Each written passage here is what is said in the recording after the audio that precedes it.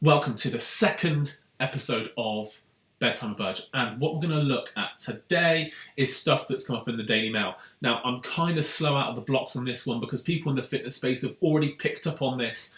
That person with a very big Instagram following, Lauren Goodger, who was also on Towie, has also been across the media all over the place with I think the last 5 or 6 years, if I'm right.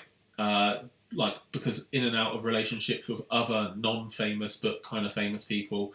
And also she had a weight loss transformation. And since then, she has pinned posts on look at my weight loss transformation. It's all thanks to skinny coffee.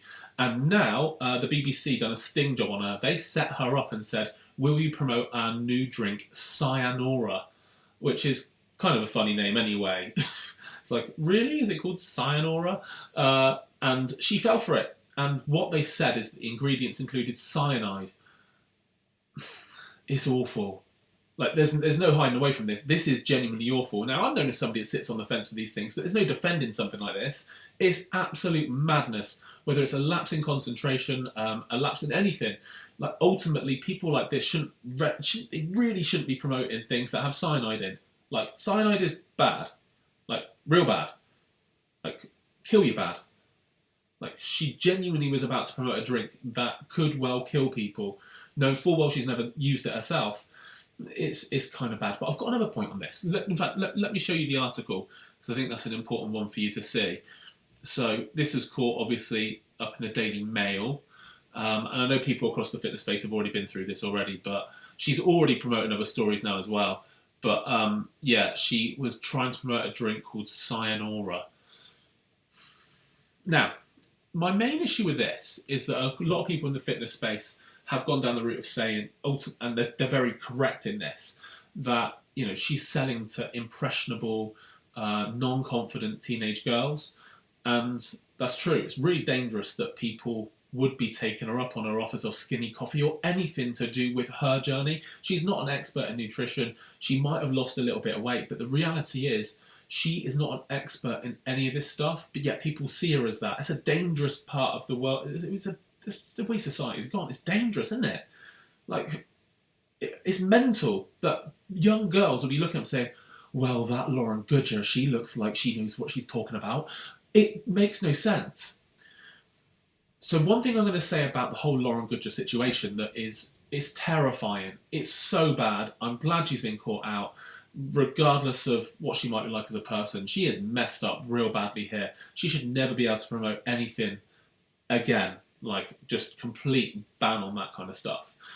But going on to another section of this, I do believe it's really, really important that if we want her to make less sales and people like her, let's face it, she's not the only one. In fact, it is the wild, wild west out there. Wicked wild.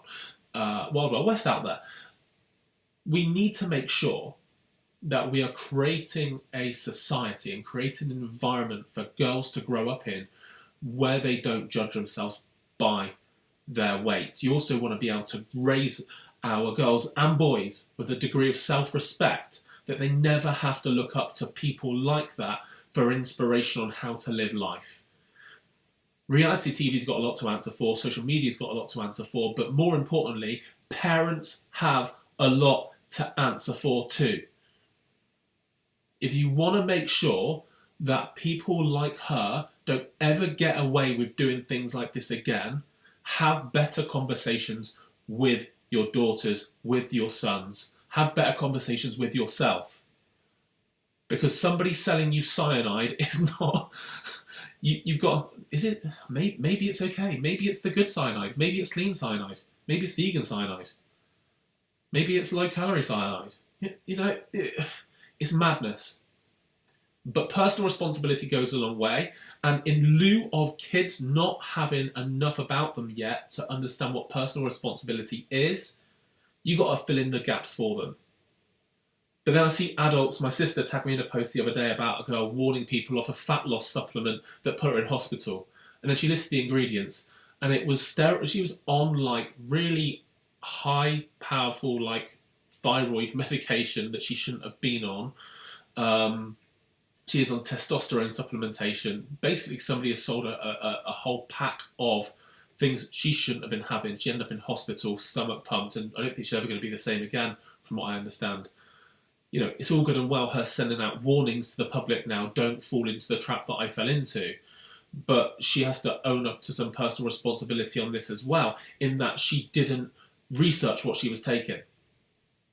Like, as much as I despise the people selling this stuff in the first place, as much as I despise influencers plugging this stuff in the first place, I also, a massive bugbear of mine is that people aren't diligent enough to understand what they're putting into their bodies, and that is on you.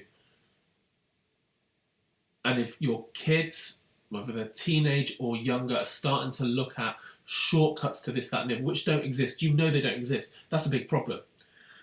But it's not all bad news in the Daily Mail. The Daily Mail, whilst it gets its fair share of things horrendously wrong in the space of like health and fitness, and actually politics and things like that as well. I know there's people that say, you know, it's a complete awful media house. Actually, there's some articles in there, buried deep down into some of the sections, that are really worth reading.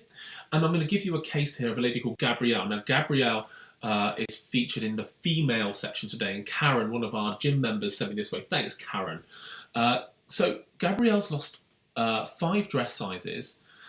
She's a mother of 5. Can you even begin to imagine mother of 5 madness? 2 almost killed me off, let alone 5. So well done, Gabrielle.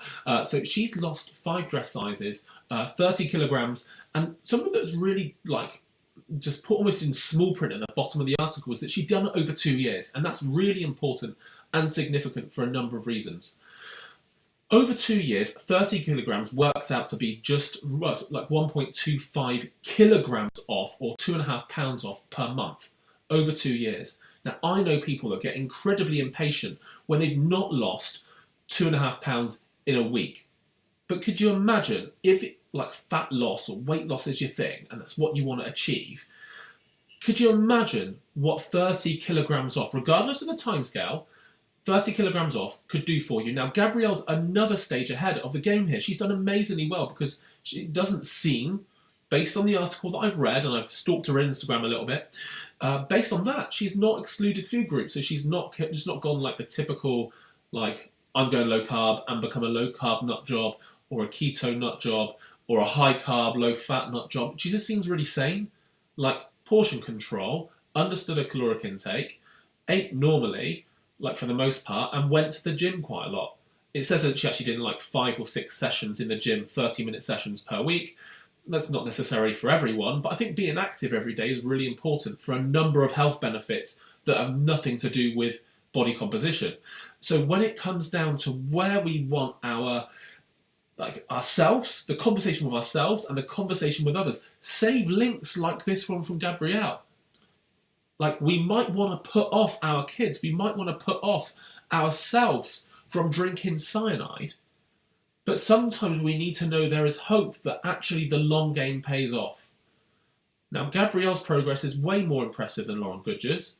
She's not sold out and selling the cyanide drinks or skinny coffee and things like that. She's saying be active and eat sensibly. Now, another interesting point about Gabrielle's story is that she says in there the turning point came. Now, make a note of this. The turning point for her came when she knew that she was worth more than how she was feeling. Let me say that again. She knew she was worth more than how she was feeling. Now, that's so important, because all of us at some stage feel awful about the way we look, the way we feel, our energy, our mood. Like, it could be a number of things we're down about, but you are worth more than the way you feel at the time, unless you feel amazing all the time. And that's not many people, because that's life, that's adulting. But if you're worth more than the way you feel, save links like this. Pin them up. Like, print them out, put them on the fridge. Save these links when you've got these awkward conversations with your teenage kids about what progress truly can look like. Show that the patient game does work. It works so often. Please, like, if there's anything I can ask of you, the viewer, right now, you looking at me, listening to me right now, if you're ever in the situation whereby you know You are worth more than you feel. Save this link, look at this link, and see that progress is possible without having to kill yourself with fucking cyanide. Thanks for watching. See you again tomorrow, maybe. Next day, maybe. We'll see. Tomorrow's a big night. Another live stream for Lift the Bar on how I deliver small group personal training. I'm going to show them a complete training session that I've done. If you're LTB, see you there. If not, I'll see you another night. Bye.